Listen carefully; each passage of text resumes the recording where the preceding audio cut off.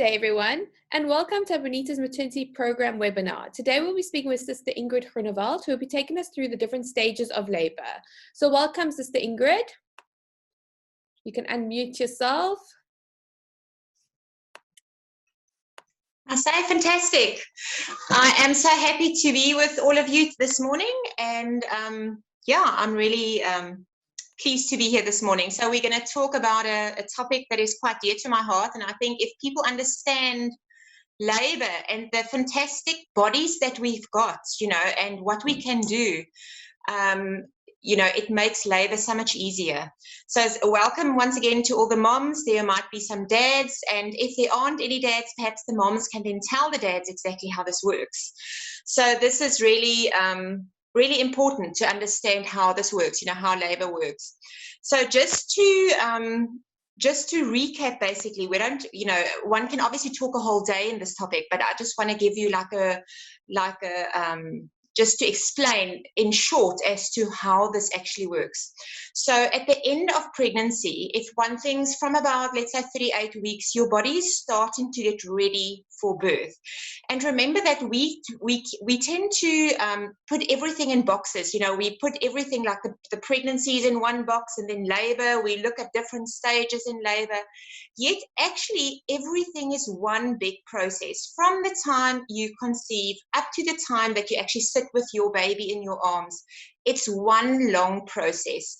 So to make it easier, we try to break it down to explain. Okay, so at the end of pregnancy, from about 38 weeks, things do start changing in your body. You might notice different, your back starts to hurt a bit, your ligaments start to stretch a bit, groin pain that you might have, you feel heaviness, and all of that is quite normal to experience and to feel. So from when you go into labor, we tend to put those also in 3 different groups. So I've brought along my balloon, and I want to show you also how this works with this balloon. So if this is the uterus and this is the cervix is the opening of the womb, opening of the uterus. It's like a little door. It's that passageway where the baby has to go through to be born. So if we think what has to happen in labor, it all has to do with this part. This is the important bit in labor. So this is the thing that keeps changing in labor. Okay, so we say the beginning of labor, normally we call the latent labor. That is the beginning. So that is where the cervix is basically changing quite a bit. There's a lot of activity happening here. And also the latent labor is the thing that actually takes the longest in labor. It's by getting, that the uterus is starting to prepare, that the cervix is starting to change. So this cervix initially, if you have a look here at this balloon of mine or this uterus of mine, the cervix is still quite long. So in your cervix is about 2 to 3 centimeters long. So that is about the real size of the cervix, or the length of the cervix. And that has to become shorter. So we have to have contractions. You've got to have contractions to be able to change what is going on with the uterus and with the cervix. So the cervix has to become shorter, and it has to open up. So this little hole, this opening of the cervix has to open up, and this is what we measure. So if somebody says like 2 centimeters, or somebody says you're 8 or 9 centimeters, it's this opening that has to open up in labor. So you have to get to 10 centimeters so that the baby can be born. Okay, so that is really what labor is. It's working to open this part of your uterus. Okay, so the latent labor has all to do with this long cervix. It has to get it shorter. So when you're starting having contractions, what happens is that, just have a look at this cervix. It's getting shorter. So it's not really opening at this point. It might do it a little bit, but it's not really opening so much. It's doing a lot of things by shortening. So every time you have a contraction, it's really working on this part. Okay, it's to get it shorter. So you can already see this uterus is already a lot shorter than what it was. Okay, so you can see this mom is really experiencing contractions, and it's the latent labor, and you can see how this cervix is getting shorter. So initially it's about 2 to 3 centimeters long, and if you have contractions, it basically gets the cervix shorter, and then also a lot softer, because the cervix initially is also quite hard. So by all the different stages of labor, the latent labor sometimes takes the longest. Okay, so it can be sometimes quite confusing. You've been in labor for a long time, you go to hospital, they check you and they tell you you're just 2 centimeters. Don't worry about that, okay? Don't do the maths in your head to say, oh, you know, you've been doing this for hours. What actually happens is that the cervix is doing a lot of different things, because before it's starting to open up, it has to become shorter, okay? And it eventually becomes almost like paper thin. And then at the same time, it then starts to open up, okay? So this is the part that is opening up, okay, that has to open up for the baby to be born. So the latent labor is normally from 1 to 3 centimeters. So like I said before, this is the stage that takes away the longest in labor, okay? So then the contractions are starting. You might be at home, you feel, definitely some contractions like every 10 minutes or every 15 minutes at the beginning, and then every 10 minutes, and it might even be closer together at some point, getting closer together. But in most cases, you will still be able to talk and to have a conversation with someone, but you definitely feel lower back pain. Most people have it in the lower back. That is really latent labor. So it has to do with getting this cervix shorter, okay? And at the same time, it makes it very soft, so that if one does feel the cervix, with the internal examination, what we do, we feel to see how big is this little circle, how big is this opening of the cervix. And then let's say 1 to 3 centimeters, that's the beginning.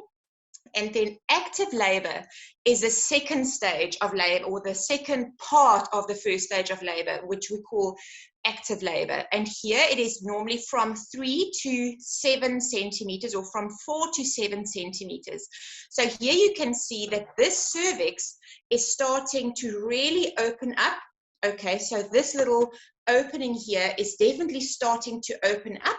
And you must remember, if I have my baby here, here's the cervix, here's the baby's head, and this part here is opening up. The circle, the opening of the womb, the cervix is actually opening up. That is why you're having contractions. Without having contractions, and especially without having really strong contractions, you're going to be in labor for a very long time. You want good, strong contractions. It's really your friend. Okay, it's fantastic to have that, okay, because that is what's going to help you to have your baby in your arm. Okay, so the active labor is then from 3 or 4 centimeters to 7 centimeters. We also call it active labor because obviously the contractions are becoming really active, so they can be about 3 contractions in 10 minutes. So they're becoming much more frequent and a lot stronger. Most moms will tend to become quiet when they're having a contraction and to close their eyes and just to try to get through the contraction with breathing or relaxation or any kind of techniques that they've learned. Okay, so that is usually within the active the active labor. Okay, and then the last bit of the labor is called the transition part in labor, and that is from 7 to 10 centimeters. So this is when the cervix is about, let's say, it's starting to become bigger, and you can actually, this part is starting to open up. Let me get my baby here again.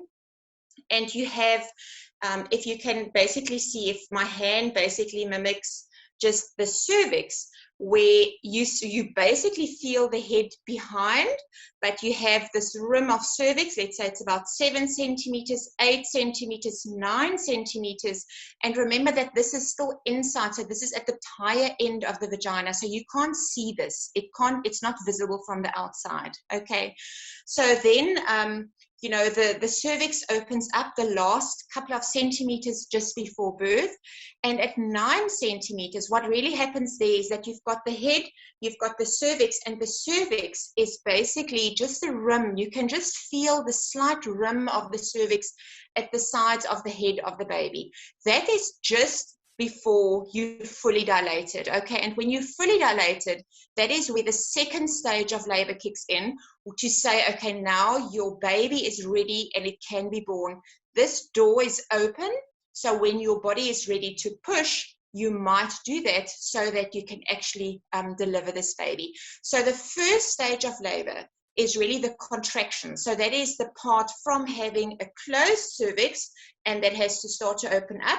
But remember, it has to become more flat, it has to become shorter, and at the same time then start to open up. And that is the first stage of labor until you fully dilated. This is the hardest part in labor, not the birth itself, okay?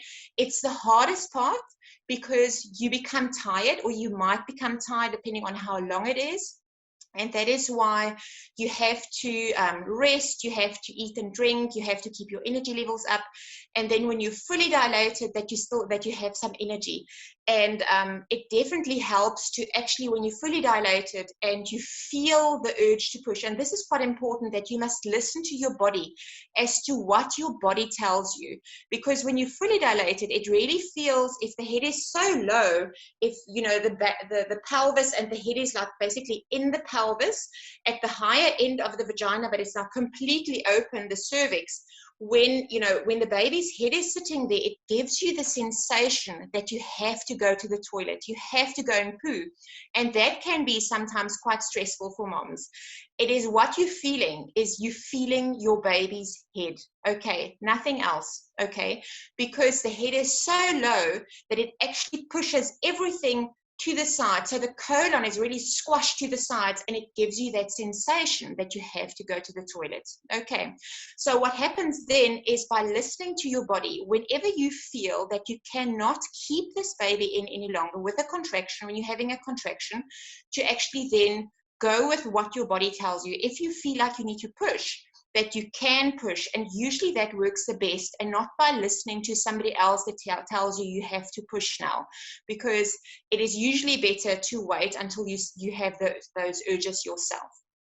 Okay, then when you are fully dilated and you have the urges and you're pushing, this is where the head is then basically just before birth, where the head is actually moving down, and we say that the head is crowning, where you can actually start seeing the head when you're pushing, that you can start seeing some hair. And this is often where the dads or the partners become, you know, quite excited, because they can actually see the head of the baby. And this is where you can actually push, and this is the stage where, you know, where birth actually happens. A tip here is to actually take a mirror with you to hospital, or where you're going to have your baby, because if you have a mirror and you can place a mirror there, it actually helps you a lot, because when you're pushing, you can actually see how this head is moving. And it makes sense that a lot of moms actually find that they're pushing way more effectively by having a look and by seeing what you're doing. And it's not just the feeling that you're experiencing, but also by seeing, and then also by taking your hand. And as the head is, you know, starting to be born, is to actually place your hand on the head of the baby, because that also gives you just the urge to say, I can do this. I'm born to do this. My body's doing this. And look where I am. My baby's just about here. And this is where just the last bit, where the baby's head is then born. And then usually the contraction stops. Okay. And then once the contraction stops, it's often that the head is born and the rest of the body is not born yet. But remember that the baby is not breathing through the nose. The baby's breathing through the cord. So that is still intact, and it's still getting oxygen to the baby. And then what happens is, with the next contraction, you have this urge again, and then the baby turns, the shoulders turn, and the rest of the body is being born. And then usually up to mom. Okay, so if we look at the stages of labor, Okay, these, you know, you've got the labor part, you've got the birth part, okay, and then you've got the placenta part. The first stage of, or the labor part, we have in 3 different groups, just to recap. You have the latent labor, where it's just the beginning of labor. It takes the longest to get the cervix shorter. It has to start to open up. It's getting softer. This is often where the show comes out as well, where you have a little bit of a pinkish discharge. And then, you know, that is where that actually happens. And then the active labor is where you have like stronger contractions, and they're starting to be more frequent, and most moms keep quiet with those contractions and really have to focus with them. And then the last bit of contractions, or the last, the transition part in labor, is the part just before the baby comes. It's at 8, 9, and 10 centimeters, where the cervix is nice and big already, and you have the head just behind. And once that is completely open, that is where the second stage of labor starts, for the actual birth of the baby. Once baby's born, after about half an hour or so, the cord will stop pulsating.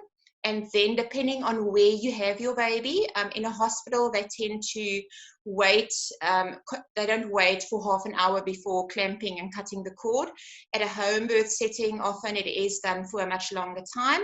But no matter, depending on where you are, perhaps that is a question to ask your care provider as to how long, and can you wait until clamping the cord?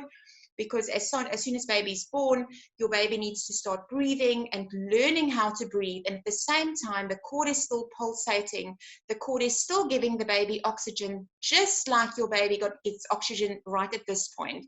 So it's like a double lifeline to the baby to actually figure this out. How do I breathe? And then once it's clamped, that is where then it might be cut at that point, and when the placenta is born. Okay, so that is the you know, another part of labor is usually, you know, you've got your baby on your chest, and then later on the placenta is going to be born. And it's something that a lot of moms don't even remember so nicely, because if you lying on the bed and you've got your baby on your arms, on your chest like this, your focus is really so much here that whatever else happens, a lot of moms can't really remember all those details. Your focus is really here.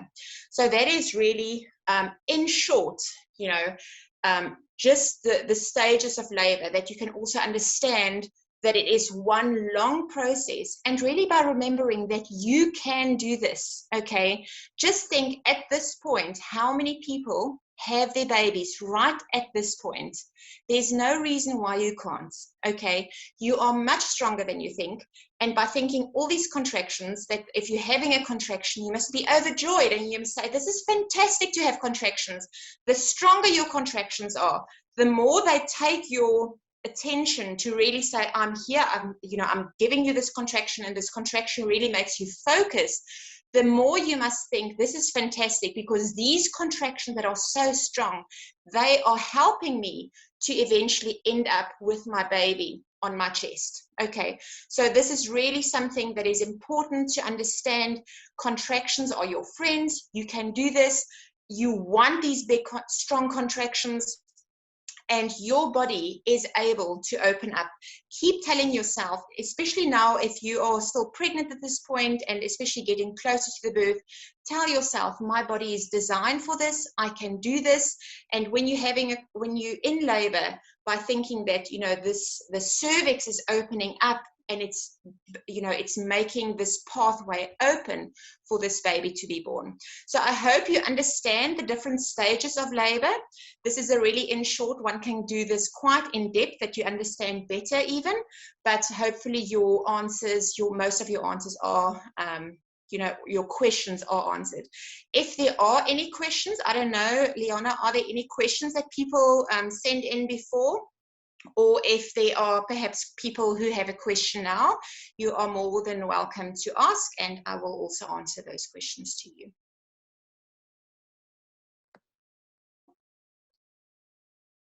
Perfect, thank you. Yes, you can type it in the chat box or the question and answer box, and then we'll quickly answer if you have any questions. Perhaps I can just also just add here, the water breaking. That is something that I didn't mention now. your water breaks or your membranes rupture at any point. Okay, it can happen before, now I don't know, where's my balloon now? Here. If this is the uterus, you've got the placenta inside, the membranes inside, and the membranes are intact. Okay, at this point, you know, it's like a balloon inside the uterus that keeps the water, the amniotic water inside with your baby. And for some people, the membranes rupture at some point before birth, or not before birth, before labor, and then it will put you into labor. Okay, but for most people, the membranes rupture somewhere in this stage where you're having contractions. Because if you press, you know, if you think about a balloon, if I press here, there's quite a lot of pressure at the bottom, and it can actually just rupture the membrane. So in most cases, it happens sometime during labor where the membranes rupture, and then once the membranes rupture, the water that sits in front of the head actually comes out, and it forces the head to move down, and it makes contact with that cervix. And that is even a sign for your body to say, okay, now I have to make stronger contractions. You know, the hormones really start working then very effectively. So the contractions become stronger, but this is a good thing. Like I said before, it's a good thing to have really good, strong contractions. Okay, so it can happen at any point. And then you have those babies who are born where the membranes never rupture, you know, where it is actually intact. You might have seen some of those photos online where the baby is born in the bag of waters. It doesn't happen very commonly. It is a very, it's usually, you know, by the time when a baby is born that the membranes have ruptured. It is also quite common at the end of labor, let's say if you're already 8 or 9 centimeters and the membranes are still intact, that the midwife or the doctor might tell you, okay, let's rupture your membranes for you. So just to release the water in front of the head, to bring the head down a little bit more, because usually the labor speeds up and it's going to be sooner that your baby's going to be born. Okay, hope that Okay, so we have some questions.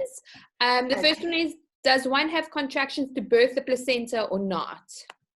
You have contractions, but you can't compare it, not at all. You know, the contractions that you have just before the baby's born is very different, you know, if you compare to the contractions that you're going to have for the placenta. The placenta, it's a very light contraction compared to the other one. And again, like your focus is so much on the baby that doesn't really take so much of your attention. You know, your focus is really very much here, but usually you will have 1 or 2 contractions for the placenta to be born. It's more uncomfortable, kind of a heavy pressure feeling that you're going to have, not so much a contraction like just before baby comes.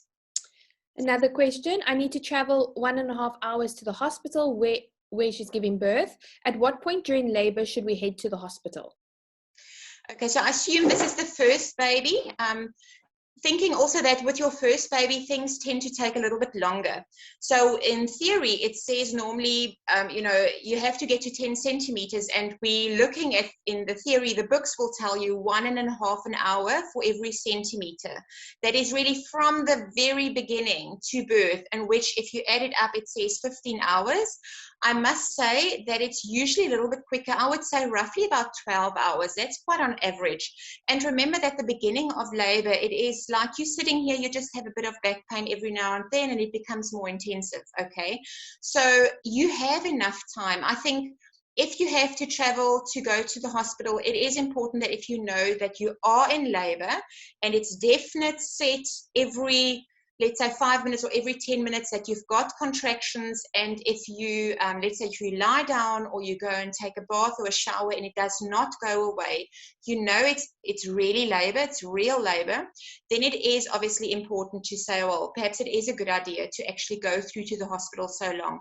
It is really uncomfortable driving and being in a confined space if you're already far advanced in labor, if your contractions are already strong and you can't move around and so on. So perhaps for those of you who need to travel a distance to get to where they want to be, it is a good idea to then go through once you know your labor has definitely started and it's quite, you know, you definitely have regular contractions, or at any point if your water breaks suddenly, and even if you had contractions before and suddenly your water breaks, then definitely there's no waiting now. You have to get into the car and go to hospital, because everything does speed up at that point.